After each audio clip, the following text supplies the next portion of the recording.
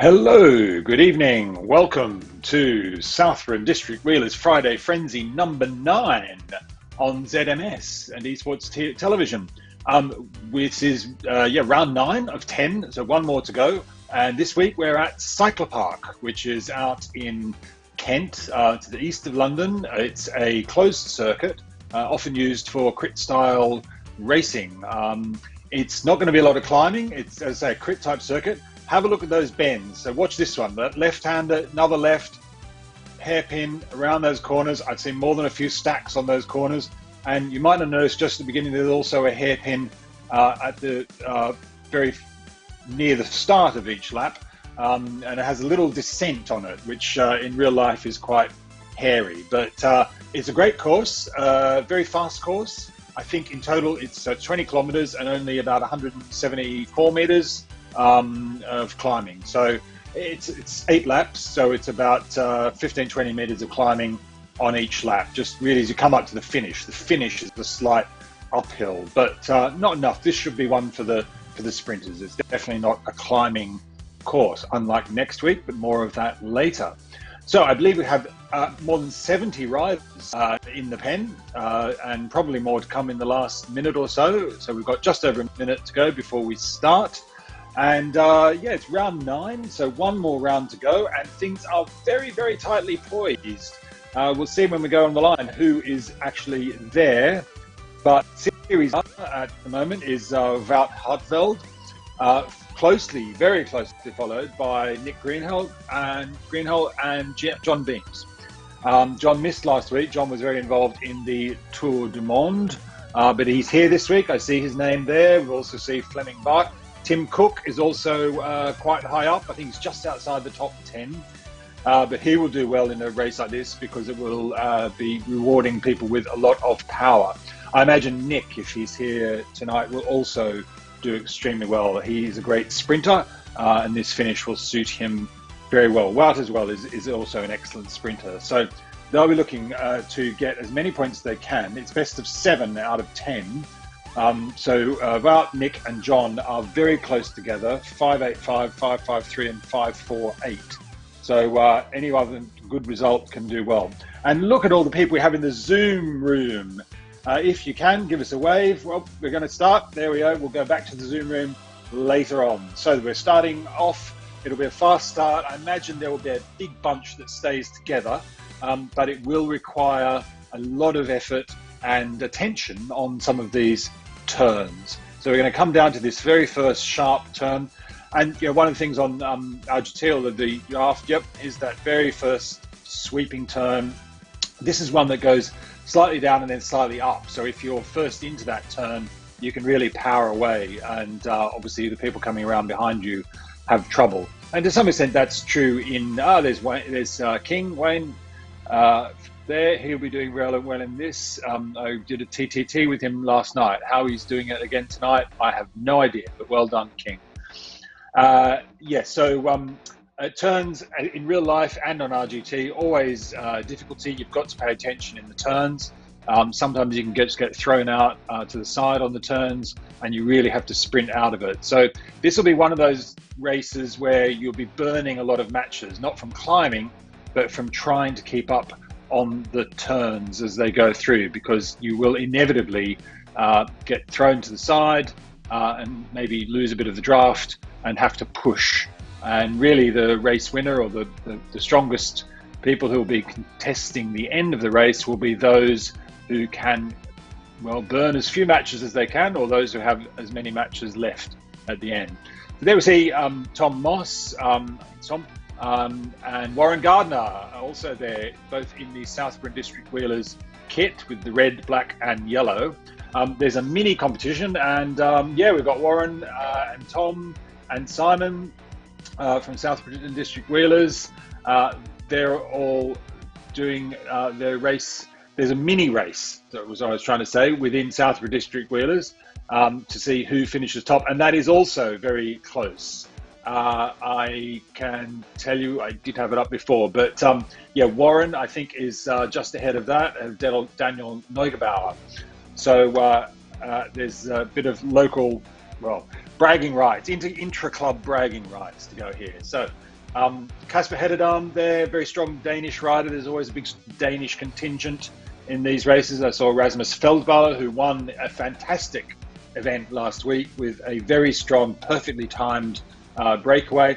There's a little climb there. It's 3.9. It goes up to 8%. So I don't remember that in real life, but it's a very short. You just power straight up as long as you've got some speed going into that little climb. Nobody should have any trouble, and I don't imagine people getting distanced too much. It's another one of those match burners. It's just before, it's about 500 meters or so before the end of each lap, before the finish. So if you can push up there, you might get enough, but I still think it'll come down to a mass sprint finish. And sure enough, yeah, we saw Kasper there putting a bit of effort up that little hill, but the bunch has stayed with him. It will drop a few people. Every lap, a few people will drop on those little pushes, those little climbs, because they just, not because of the climb itself, but just because they will have used up their matches and they don't have any more to burn. So at the moment, I think we've still got a pretty decent bunch here as we go through the finish line for the first of 8 laps. A bit of a gap there, but it will come back together, I imagine. So we've probably got a group of, trying to estimate, maybe 25, 30 riders in that front group. A little bit of a gap here as we come down to this first corner, but I think they will pick it up again. Once you go through this corner, there's a little rise, and then it's a long, twisty downhill into that sort of L foot shape at the bottom. So we've got, there's Wout Hartveld, our series leader, winner of some previous races and doing very well consistently throughout. He's made sure that he's covering any attacks. He's not going to let anybody get away. Rasmus Feldballer there, John Beams, Jonathan, I think, Summit. So John and Wout making sure that they're not letting anybody get away. Who else is with them? Yeah, what are we looking at? The power of Wout now. So 370, 380. Yeah, taking a bit easy. This is as they come over this little rise. So now they have a little twisty descent going down to the first corner. So it's a bit of a recovery time. So Wout playing it clever there, making sure he tucks in. He's got a bit of draft. He's getting a bit of recovery as they come down. Very sensible. So you can see the numbers down there going down to like 1.4, 1.5. The sensible riders will be trying to get as much recovery on these little downhills as they can before they have to come back up again. As I've said before, one of the top rules of racing, never do anything you don't have to. And if you don't have to pedal, you don't have to put effort down these descents down these little downhill anti-drags, then you try not to. So we come into the first of the little hairpin at the bottom, and we've still got a decent, there's a few gaps showing, but people are still pretty much together. So who else have we got in the zoom in? We've got John Beans. We saw John there. He is up in the top 3 and we're looking for a good result. Dave Garge, haven't seen him in the zoom in before. Apologies if you've been here and I just haven't noticed, but he's looking like he's putting in some big effort there. He's got the headphones on. Warren's going to give us some pain face. Wow, Warren's making big efforts. This is, like I said, it's a lot of match burning on this course. You're constantly having to accelerate. So it'd be interesting to follow the power numbers for a little while or see what they're going up to, because I imagine out of these corners, they're probably going up to 400, 500 watts, only for a few seconds. But it tells after a little while. There's Kasper putting in, Kasper put in effort before, so he's putting in a bit of effort here. So there, John there, yeah, putting in over 400 watts, 450, 500 watts to make sure he doesn't get gapped and doesn't lose any wheels going up that little rise. And that's going to be happening 3, 4, 5 times on each lap. And it as I say, takes quite an effort, takes a lot out of your legs over time, and really builds up, and you burn those matches. So the race will go, there's Tim putting in 500, 600 watts.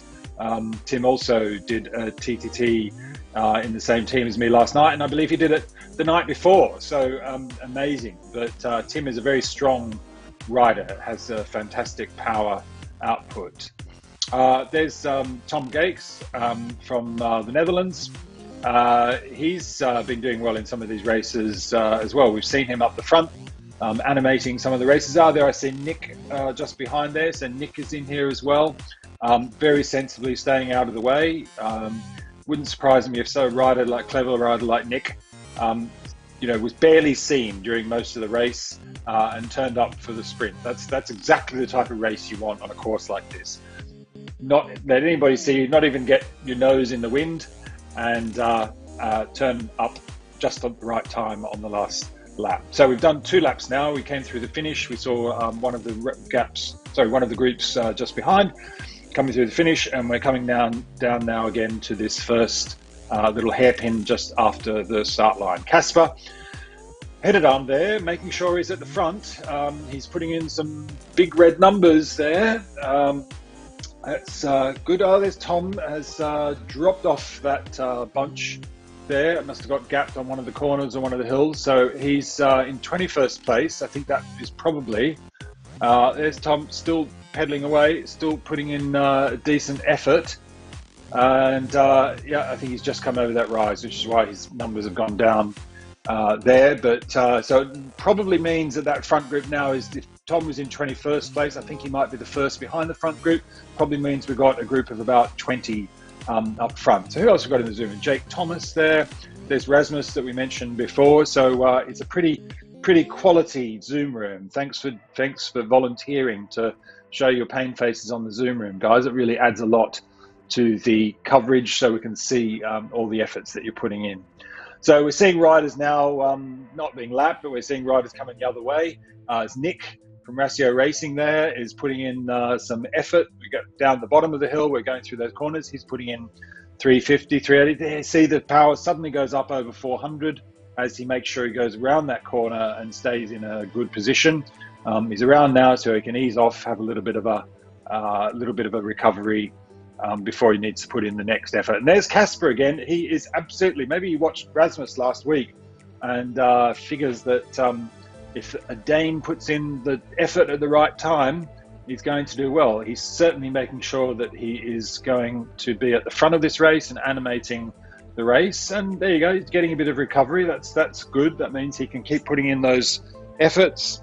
And going back into the red now as you go up this little slope. Well, the last 2 times we've been around here, I think Casper's been at the front. Now he's still near the front, but top 10 rather than top 1. So, oh no, there he goes, back to the front. I spoke too soon.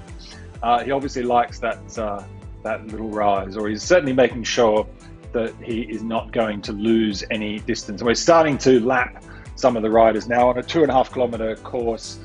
It's inevitable after a while that riders will be lapped. So we're seeing a group here behind. We see a few names there: Brooke Gravel, Walker, and group, what are we down to? We're sort of low 20s, 30, 32, 33, 34 I see there. So that's a group, where are they? They're about 40 meters, I think, behind, if I'm reading those numbers correctly. They're about 40, 50 meters behind the lead group, maybe a little bit more. So we've still got this group of about 20 up the front. Hopefully, I think things seem to have settled down a bit now. I mean, nothing ever really settles down on a course like this, because as I say, you've always got those corners, little uphills. You certainly can't turn off for a moment, but we seem to have a settled group to come into that first hairpin of about 20 riders who are comfortable is probably not the right word to use, but they're staying together. They're all quality riders who are capable of sticking in this group until the end. So we're seeing sort of multi-screen here. So Rasmus, is this Rasmus making a move in the top left? He's still got he's got 12 kilometers to go. That's quite a while, but Rasmus putting in some big numbers now, over 6 watts per kilo. He's getting a little bit of a gap, 46 meters. Yep, we're going to see Rasmus on the zoom. Oh my God, look at that. That is a pain face. That is pain. Come on, Rasmus. He's got the overhead fan going. I assume he's got a fan in front of him. Wow, that's some fantastic effort Rasmus is putting in there. He's eased off a little bit. Tim is joining him. So Tim Cook has bridged across, is on Rasmus's wheel. So that's 2 very, very strong riders with a bit of a gap, only 30 meters. I think it really is too early and going to be very difficult to keep this away. I mean, Rasmus made a perfectly timed tactical attack last week, but if I recall correctly, it was with only a couple of kilometers to go. Staying away on a course like this for 12 kilometers, super difficult. And yeah, as I thought, the bunch has pulled them back in. So that was a big effort. John there, he was one of the first reeling that attack back in, looking pretty comfortable. But well done, Rasmus. Hopefully he's got some matches left to animate it later on. He's seen what can happen. He's seen, you know, part of racing on a course like this, particularly if you're not familiar with the courses, is testing out, seeing what happens when you do things on certain parts of the course. Can you get a bit of a gap, and can you hold that until the end? So a little bit of a tester there, I think, for Rasmus. It's certainly, Rasmus is such a good quality, good, strong rider. It's not going to be the end of him. So he'll sit back, take a bit of recovery. So we're seeing a group now of about 25 down to 32. There's Mike 80 there. More Danish ride, Brooke Gravel. I saw King, Aussie King in there. Roy Neild. There's a Southborough jersey there, but I didn't catch the name. So was it Sean Murta? Yeah, so a little bit of a group here of, what do we got? 1, 2, 3, 4, 5, about 8, 9 riders. Working well together, making sure that they stay not too far away from the front group. Can't quite get a sense of exactly the distance, but we'll see if we get to one of the front riders. So they're just hitting the front. They're just hitting that little rise coming up to the line now. So Wout Hartveld is at 10.2, and these guys are at 10.6. So there's about 400 meters now between the front group and this. It's probably a couple of riders in between, I suspect. But we'll call this Group 2. So Group 1 definitely away. They've got a 300-400 meter lead. That's not going to change, but it'll be a matter of who can stay in this group of about 20 riders for another, I think, 4 laps. So they will, I think, have just gone through the finish line and be now coming. Yeah, they're coming around now into that hairpin. So they're about halfway through their race. Actually, a bit over halfway through their race. So we've done 4 laps of 8 with 4 to go. So there we're seeing a good overhead shot of the group. John Beams, Warren Gardner's still in there. That's a good result. If Warren can stay in this, then that could be decisive in his Southern District Wheelers competition. And doing well overall. Warren is actually in 4. I mentioned the top 3. Warren is actually in 3rd place overall, closely followed by Daniel Neugebauer of Southern District Wheelers. So Warren is on 4:54, so a bit of a gap between him and the 3rd place, nearly 100 points, and you get 100 points for a win. So hard to see that being made up, but he'll certainly be trying to make sure that none of the other Southborough riders go past him. We're seeing some numbers there from Tim Cook, having a little bit of recovery, 270, believe me, Tim Cook, 270 watts, that is absolutely recovery for Tim. He can do a lot more power than that. Tim, very comfortable sitting on 400 plus watts for extended periods. So we're still seeing Doris Sheppers in there. And there's Warren Gardner, Oostergaard, another of the Danish riders. Looking to see who that...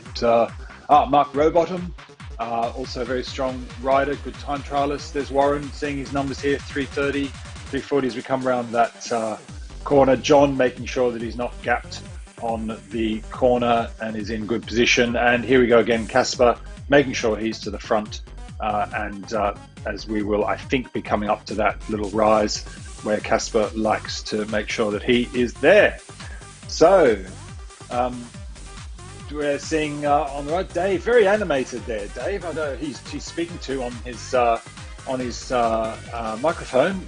He's got the headphones as well, but he's certainly getting into it, paying attention. Very intent face.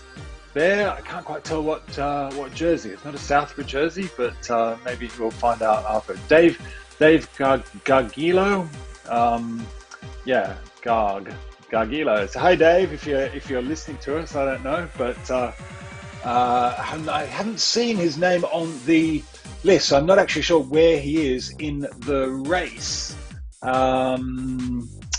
I know Damien can do some magic with finding out where people are, so let's see if we can work that out. Rasmus is at 7.8. Dave getting a bit of liquid into him there. No doubt it is pouring out. Constant effort. Oh, there he is, number 31, Dave Gargilo.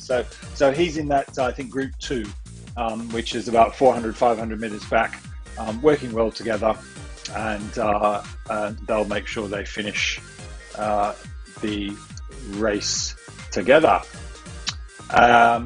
So good effort, Dave. Yep, there he is, 24. So he's definitely in that second group. But putting in some decent effort, 300 watts there. I think this group, they're not really racing each other. They're racing to make sure they stay up there. They're making sure they're obviously going to sprint against each other at the end. But it's a nice size group, 8 to 10 riders working well together. Did I see Mike Lister? Is Mike Lister's name there? I'm not sure.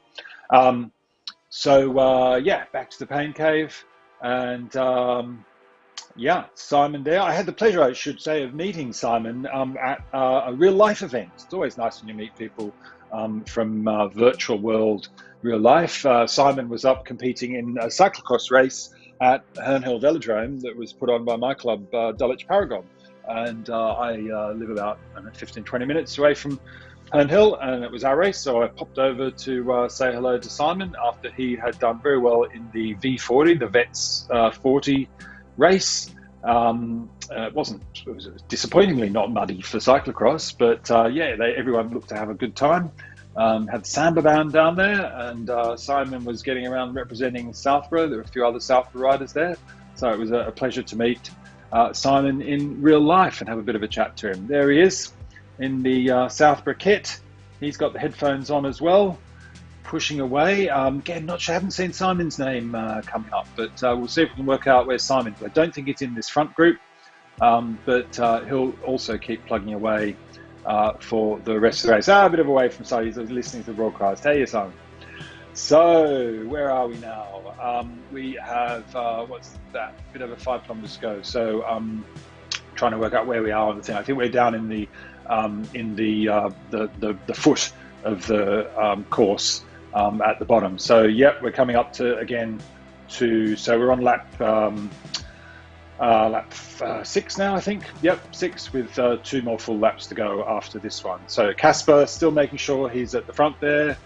We've got, I think it's Christophe Roy. I'm going to take a guess at Christophe anyway. Canadian rider there in the front with John on his wheel, Casper Hederdam, Tim Cook, Rowbottom, Hartveld. Very high quality names up the front there, making sure that they're not going to lose any gaps, lose any wheels at this point of the race when it gets harder and harder to recover.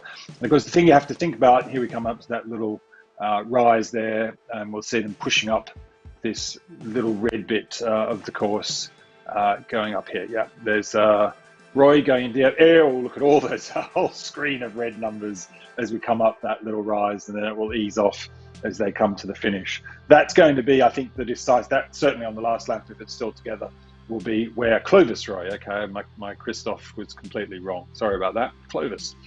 Yeah, that is going to be the decisive point, I think, where if the bunch is still together, you know, it's a long way out, but it will certainly be I think it'll be the point where somebody makes an attack, but I doubt it will be the winner. I think the people who win will be the ones who go with that attack, and will then pick them up as we come up this little. It's still another, you know, we're still up to 4 or 5% here as we come up to the finish line. So the kicker is there, but yeah, there's the finish line. It'll be that whoever can stay with that attack on the 7-8%, the first one. Matt Looker of 3R, riding under is that an Isle of Man flag there. So he's doing well up in the front of the bunch. I think Matt's 3R. Yeah, there's yeah, that's the no pins, 3R no pins jersey. Yeah. Yeah, it's still got I think about 20 in this bunch. So as I said before, it's settled. There's I think they're lapping that group behind. I think is lapped, or maybe it's the riders off the back. So yeah, this group of 20 has stayed that way for the last sort of 10 kilometers. Here's Mark, Racio Racing. So they're comfortable. As it's not easy. I don't say comfortable in the sense that it's easy, but they're settled in. They know what the course is. They know where to be prepared. Here's Rasmus now putting in another effort. We're going to see more pain kiss from Rasmus. This is where he put in the effort a few laps ago. He's obviously decided that it's a good place to attack. John was ready for it, absolutely ready for it. John has gone with him straight away. Who's that? Samet is chasing them down. And there's already a bit of a gap of 50 meters. The gap looks very big because it's on a little bit of a downhill. So don't get too carried away with the fact that it's a 40-50 meter gap, because as soon as they hit the flat and start coming up again, the 40-50 meters becomes 20 or 30 meters. But still, it's a good effort. There's some big power and some big pain face going into that effort. John always looks unflappable, I have to say. Whatever effort he's putting in, it never looks like it's suffering, which is a great thing in real life, to have that poker face. Remind me never ever to play poker with John. He's putting in some, over 5, we're seeing 400 watts. He's eased off a little bit as we come into that corner, but he'll power again out of it. So this little group here of Samet Beams and Feldballer have a bit of a gap. As I said, it's gone very quickly back to 30 meters. We'll see how it goes as we come up to this rise. It's a difficult point to try to make, because if you make a big attack here, we've got 3.3 kilometers to go, one more full lap. Nick there making sure he covers that move. Yeah, if you make a big attack here, you haven't got a lot of time left to recover. So what are we doing? We're coming up to 7 laps at about 25 meters. So we're doing about 3.5 minutes. 25 minutes, sorry. We're doing about 3.5 minutes per lap. So if you make a big attack here and you put in a big effort, burn those matches, you're going to be sprinting for the finish in 3 minutes time. So it's a difficult time to make an attack, especially if it doesn't stick. If you make it here, you really have to make it stick. And it looks like it hasn't stuck. I think it's broken up the bunch a bit, but they've been captured, they've been reeled in by a decent sized group. And I suspect they will ease off the power now and the group will come back together. So maybe not the full 20, but we've certainly got 10, 11 of that group who will stay together, and we'll try it all again on the next one. Who we think it's not going to red numbers there. Gates now up to the finish line, so that's really the end of the attacking phase. We come through the finish line the next time we come through the finish line will be the end of the race. So we now come down into this little hairpin, little bit of a rise, and then the sweeping turns we go down into the foot of the course. So John Samet there, he's eased off there. And what have we got? 16, 17, 18. Yes, it's still pretty much all that bunch. Maybe 1 or 2 people got dropped in that little flurry of attacks. Rise, nothing stuck. Rasmus put in a big effort. That's his second big effort. Joris Scheppers is back there in Limpopo. So that's a couple of. Joris is a very strong rider. So that's Rasmus will be pleased to have got rid of it. And sometimes in these races, it's just a matter of making attacks and trying to drop people, whittling down gradually. But 20 is a big number to whittle down on. So we're coming into the pointy end of the race now. So Rasmus makes another attack in the same place. You've got to give it, wow, Rasmus. He made a fantastic solo attack and it stuck last week. This time it's repeated attack. So full marks to Rasmus for trying different tactics. Not just one attack, but we've had 3 fantastic attacks from Rasmus. He's got Kasper Hededam, fellow Dane, with him. Could this be a Danish breakaway? Who's on their wheel there? So Warren is chasing them down. Warren Gardner from Southborough is chasing them down. We've got Gates. We've got the big bunch now, only about 30 meters behind. So if you remember in the previous laps on that, when they made attacks down there, they had 40 or 50 meters, and it's only 30 meters now. So I think they're really going to struggle as they come into the flat here. They've got them in their sights. We're going to come up to this hairpin. They've got Casper and Rasmus in their sights. The bunch, I think, is going to catch them as we certainly come out of this hairpin and into the uphill. And we'll see how much Casper and Rasmus have kept, whether they can keep it going. They're going to the red now, 5 watts, 7. I think we touched 7 watts. Little bit of a gap. Maybe that's 20, 30 meters as we go up. But, oh, that's a long way. They've got 500, 600 meters, 800 meters left to go. It's a long way, and I think the bunch can sweep them up. But somebody has to start making efforts now, because Rasmus and Casper certainly have the power. They're getting a little bit more, 40, 50 meters now. Who's going to be brave? Who's going to make the effort? It's often a judgment. If you make the effort and people are on your wheel, then you get rolled on the line. Somebody's got to make an effort now. The gap is coming back very quickly, 25 meters. They've still got 450 meters left to go. It's mostly uphill, but there's still a 25, 30 meter gap. It's not coming down quickly enough. Nick is coming across. Nick has the sprint power. That's for Nick and Wout coming across. Nick and Wout, I think, are going to catch them. Can they keep it away? So 200 meters to go. Nick powers to the front. As I said, I thought it was a matter of somebody would go away on that first one, and then who would win would be whoever comes onto this 4 or 5%. So we're seeing Wout and Nick powering away. They're coming to the line together. Wout has just rolled Nick on the line about 50 meters ahead, but it's Wout Hartwell and Nick Greenhalgh who take the win. But Rasmus, I think, held on for 3rd place, and Casper in 3rd and 4th place. I think I saw John Beams in 5th, and we'll go back and we'll check. Yep, there we go. So it was Wout and Nick with a perfectly timed sprint finish. Casper and Rasmus, their attack was paid off to some extent. They got 3rd and 4th. It's better than nothing. Ostergaard was in 5th. Fleming Bark in 6th. Lambert, Summit, Beams. Sorry, I thought he was 5th. I thought he was a bit higher, but Beams in 9th place. Matt Looker in 10th, and Joris Scheppers here is just coming up on our screen for 18th. So where is Warren? Warren was 10th. So he's next. Tom Gakes, Clovis Roy, Mark Rowbottom, and Tim Cook. So good efforts there all around from that top 15. And we're seeing now the riders come in. We've got D Baggy from the Southern District Wheelers coming in at 20th. I think he was in that bunch for most of the time, but got gapped in those attacks on the second last lap. So Warren it's gone black. He's blacked out. But fantastic effort from Warren, and I think that probably seals his victory in the Southern District Wheel as well. There's still one more to go. We'll see, but I think that it's because it's best of 7. He will take a good lead into that.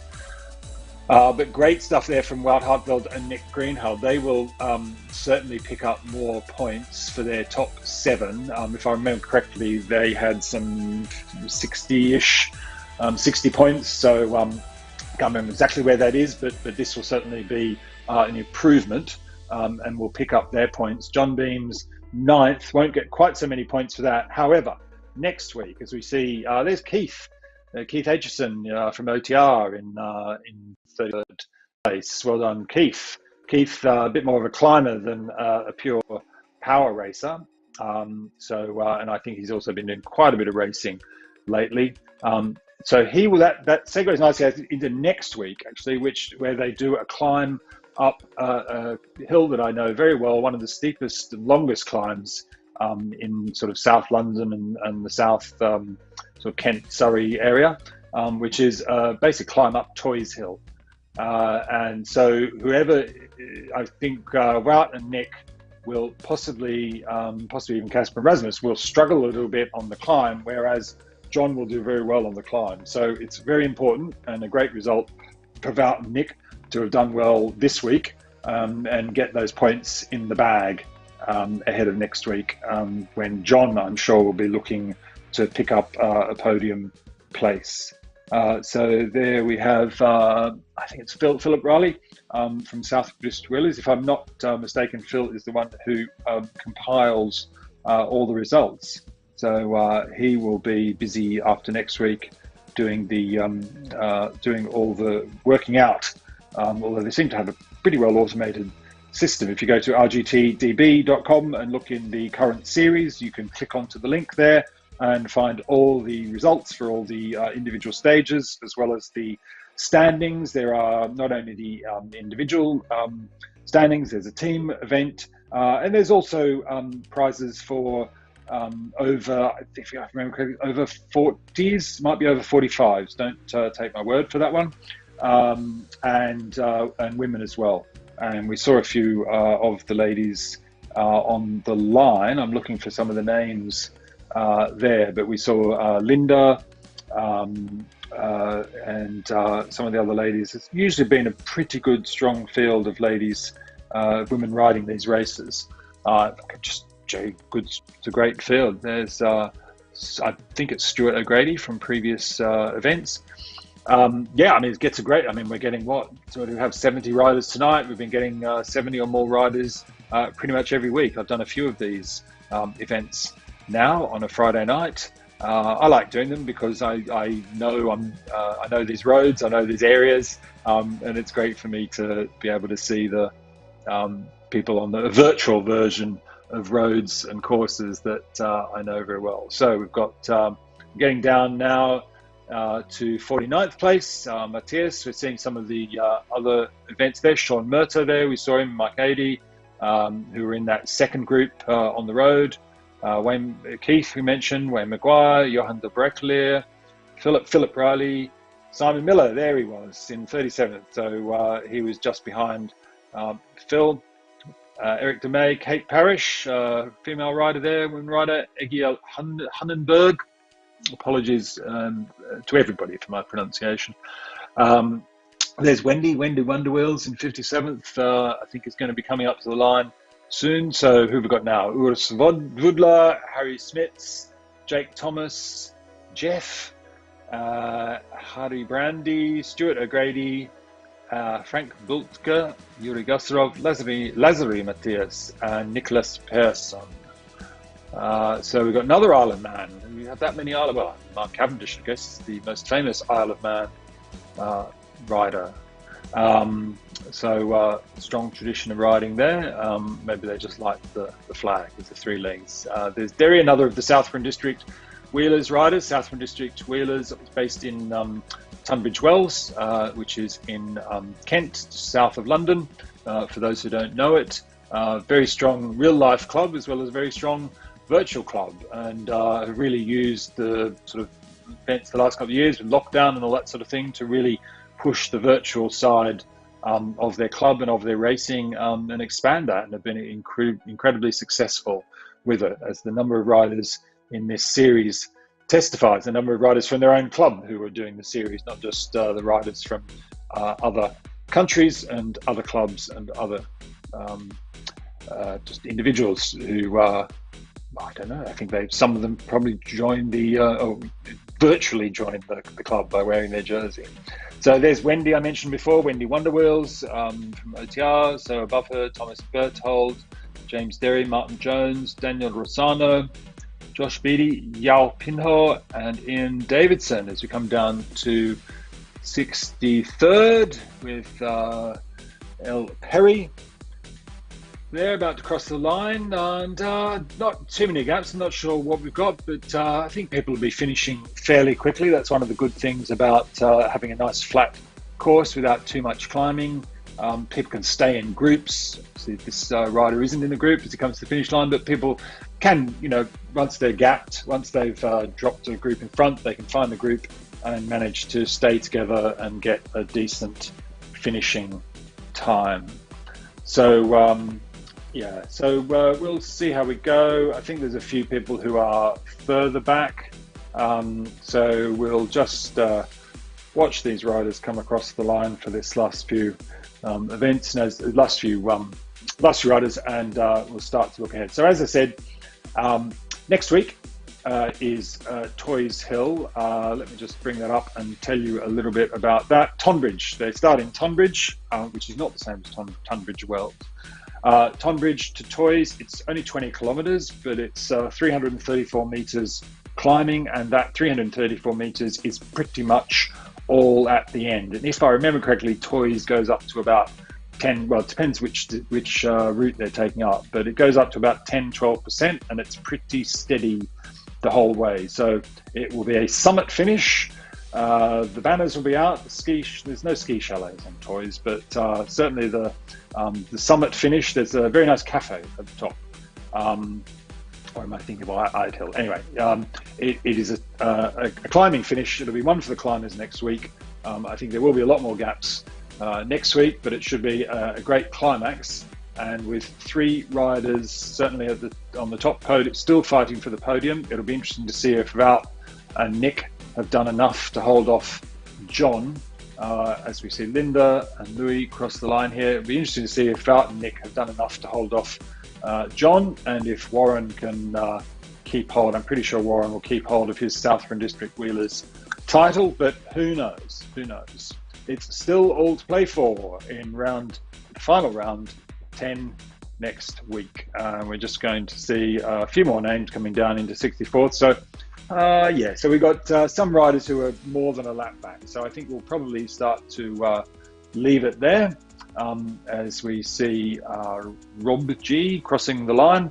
Then we've got 2 kilometers further back. So we'll watch Rob G come across the line, take his moment of glory. I think that's the line that I see ahead. And then we'll wrap up. So thanks for joining us in round 9 of Friday Frenzy. Thanks for joining us on all the previous events. It's been another fantastic race. Thanks to all those riders who joined us in the Zoom cam. That really added a lot, particularly Rasmus. That was a great pain face. Rasmus, congratulations on your 3rd place, but you win 1st place for pain face. So thanks to everybody. Look forward to the final round next week, and I hope you can join us then. Have a good night.